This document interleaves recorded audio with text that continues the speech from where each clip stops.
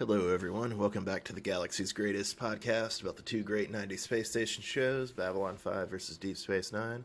But today we're talking about Lower Decks, specifically Season 2, Episode 5, Embarrassment of Dooplers. Is it Dopplers or Dooplers? Oh, Dooplers, you're right. Dooplers. It's Dooplers, Bob. Come on. Duplication. I just assumed it was another typo, Matt, after distance star. Dooplers. Duplication. Dooplers. You're right. I'm wrong. You're clearly the better person. So the person making the awful mistake is Bob from Cascadia. The person making the very, very apt and important correction is Matt from the Southland. Yep, got a really good episode here of Lower Decks. I kind of got excited thinking it seemed like it was breaching on like season finale territory at the end. You thought your long national nightmare was finally drawing to a close, Matt. Yep. You thought you could stop recapping Lower Decks with me and move on to like recapping DS9 comics or something. Oh yeah, look at those DS9 comics. I hear they're hidden gems, bro. Hidden gems. Fantastic artwork. So hit us with the A-plot, Bob. All right, so in the A-plot, we have Becky Mariner and Boimler trying to crash the most elite Starfleet party, the Command Conference After Party, but they first go on a TNG movie-style dune buggy chase from Crooked Security at Starbase 25, which I must say looks like Starbase Vanguard, the station from my favorite Star Trek novel series. It really did look like Vanguard. When I saw it, it didn't click with me at first, but yeah. It's wild. It's wild. You want to hit the viewers with or rather the listeners with the B and the C plots, Matt? Sure. B-plot, we've got Tindy and Rutherford work on their model Cerritos, while Rutherford wrestles with feelings of inadequacy from pre-amnesic self. Rutherford having some issues there. Yep. And then in the C plot, we've got Captain Freeman and her senior staff dealing with the Dooplers, a race that seems like an unholy union of the X-Men's Jamie Madrox and Family Guy's Peter Griffin. Yes, Peter Griffin. I am trying to forget Family Guy, but this guy's voice brought it all back. Griffin. One thing that threw me off about this episode, there was no teaser scene before the opening credits. Did you catch that? I noted it at the time, but I didn't remember it as significant. Yeah, I thought I missed something, or that I had already like accidentally watched like the intro or something. It messed me up. You thought the amazing Paramount Plus interface failed you? Yes, I did. I really did think it. I thought something had happened. Let's see. I need to have my random ass scene at the beginning. As I was telling a friend last night, I used to complain about CBS All Access / Paramount Plus, but having watched a bunch of stuff on Peacock, I will never complain about Paramount Plus's interface again. Oh yeah, Peacock has a horrible interface, and HBO Max constantly has to like buffer. Does yours do that? It's gotten a lot better, but yeah, HBO Max is rough on that in that regard. When it first started, it was really glitchy. It seems like they've ironed a lot of it out, though. So, favorite character in this episode, Bob? Who you got? Dr. Tayana, Matt, now and forever. She didn't play much of a part in this episode other than like cursing in cat language or whatever. I enjoyed that. I would say Becky Mariner, that somebody calling her that is just deeply hilarious to me. But she did spend a good part of the episode bonding with Boimler, who I still actually hate, although he still does occasionally amuse me. So I couldn't in good conscience pick Mariner for this episode. Mariner was my favorite this episode. She had the best one-liners, just good stuff all around. I mean, it was either her or Ransom for his like the fork thing he did at the very beginning of the episode. Wait, what was the fork thing again? They were walking on eggshells around the Doopler ambassador. Oh, and he throws his fork over his shoulder. That was a quick save. Good job. I'd forgotten that, Matt. Good memory. Good job, Ransom. Oh, man. Ransom is very funny. They don't use him that much, but when they use him, it's very funny. I still think about him saying "so yoked" from the season 2 premiere. That cracks me up. Is that something, like, do people actually say that to mean, like, so ripped, or is that just, like, a weird Ransom thing? What's the word? So what? I heard it as yoked, like, YOLKED was how I heard it. That may not actually be what he said. It's yoked. YOKED. Yeah. Like it yoked means like a horse. Yeah, to be well built, having a Yoked high like level a of horse. muscle definition. Okay. So yeah. Okay. I don't know. I was thinking about eggs when he said it. Maybe I have an egg fetish. Yeah, we'll add that to your cat fetish, and apparently you also have some kind of random like ear mask fetish. Look, Matt. It's 2 years into lockdowns and mask mandates in the tyrant Jay Inslee's Seattle. You get off where you can, man. Well, what was your favorite joke in this one, Bob? Oh man, what was my favorite joke in this one, Matt? I just calling Mariner Becky Mariner is my favorite, especially given the cultural associations we attach to the name Becky. Mine was the high-speed chase after discovering the box of a Data bubble bath was actually filled with Klingon disruptors. And it kind of gave me like shades of Blues Brothers when they're driving through the shopping mall.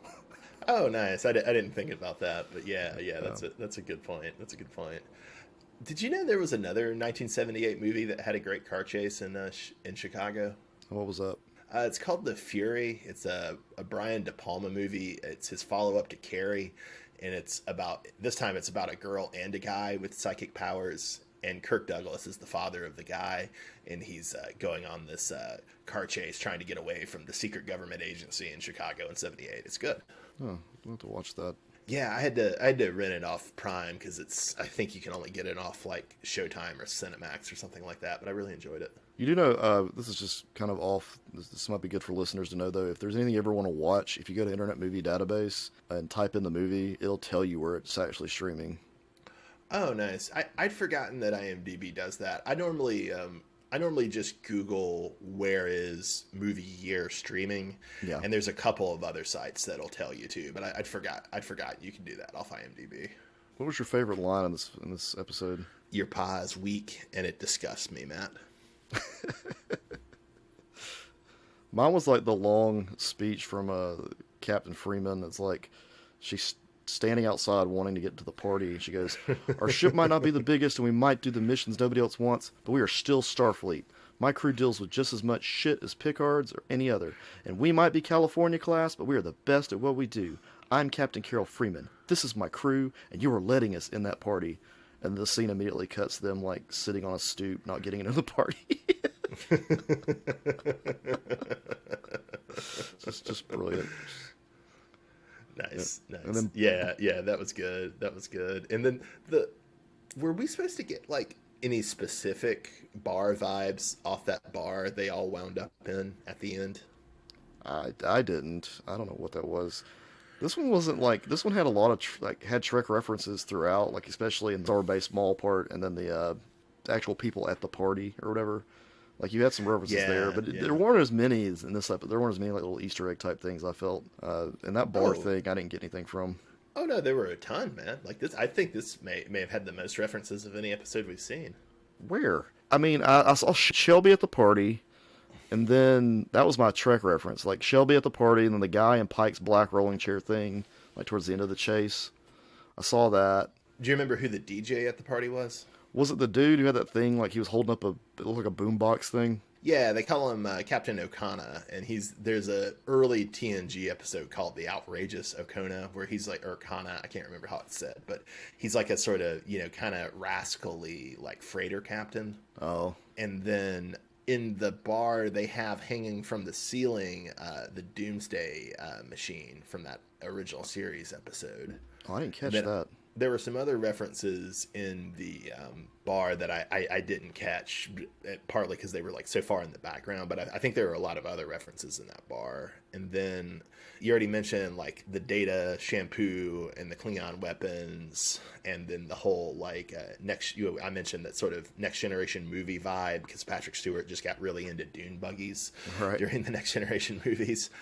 And then there's a ton of cameos from the animated series. Like we see the red cat Kazenti on the Cerritos again.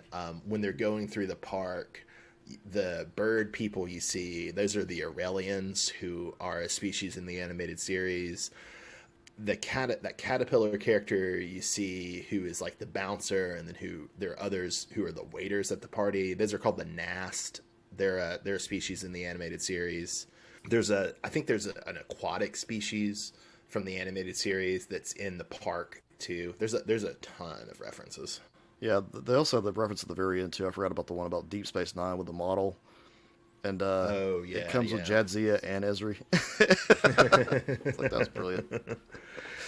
Yeah. No, I felt like this one was like really stacked with background gags. I guess because of the party and the driving around the starbase kind of gave them the chance to do a lot of it. I think a lot of them just went over my head because I haven't seen any of the animated series, so that's probably why I'm just kind of missing that piece. Do drugs and watch the animated series, Matt. No, Bob, I'm not going to do drugs, and I'm not going to watch the animated series.